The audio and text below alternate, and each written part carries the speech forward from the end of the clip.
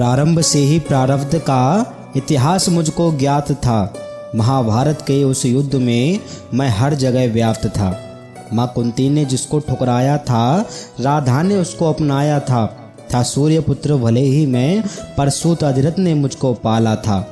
क्रोध अपमान और श्राप का बचपन से मेरा नाता था। चुलबुल चंचल और चालाक मेरा भी एक भ्राता था। शास्त्रों का शौकीन था वो, वेदों का अद्भुत ज्ञाता था, पर सूत और शास्त्र का ये मिलन पाखंडियों को ना भाता था। पिघलाकर स्वर्ण डाला गले में, तड़पाकर उसको मारा था। परिवर्तन की चाह में मैं भी भटक रहा था। दुर्योधन का मित्र भले था मैं, पर मैं पांडवों का भी ज्येष्ठ था। स्वयं देवराज इंद्र जिससे मांगे कवच कुंडल की भीख, मैं वो दानवीर सर्वश्रेष्ठ था। जीवन और मरण के बीच जब भयानक द्वंद्व छिड़ा हुआ था, तब अर्जुन के रथ का पहिया कीचड़ में फंसा हुआ था। चाहता तो तब मैं अर्जुन के प्राण हर सकता था, कौरवों के विजय और उन्माद की वजह बन सकता था। लेकिन गुरु परशुराम के शिक्षा का ना मैंने अपमान किया।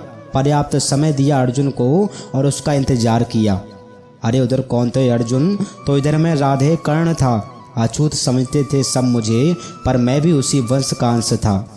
जब नीति और अनीति के बीच घमासान युद्ध छिड़ा हुआ था, तब पांडवों की राह में मैं चट्टान बनकर अड़ा हुआ था।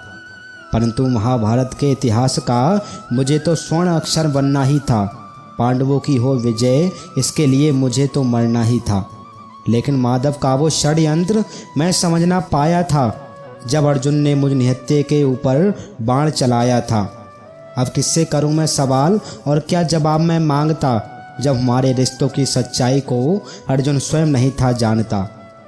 प्रश्न अर्जुन से नहीं, प्रश्न तो मुझे अपने पिता सूर्य देव से था कि कैसे श्री कृष्ण के आदेश पर आपने कुछ पहर अधिक इस धरा पर बिताया था। अर्जुन के मस्तक पर क्यों कर्ण के मृत्यु का कलंक लगाया था। धर्म और अधर्म के बीच जीत हमेशा धर्म की ही होती है। अपने वीर पुत्रों की विदाई पर स्वयं धरती माँ भी रोती है। अधर्म की परिपाटी से निकलकर धर्म के मस्तक पर टीका लगाने आया था। कुंती का पुत्र माँ राधा का लाल मैं दानवीर कर्ण, इस धरती पर मृत्युंजय कर्ण बनने आया था। इस धरती पर मृत्युंजय कर्ण बनने आया था।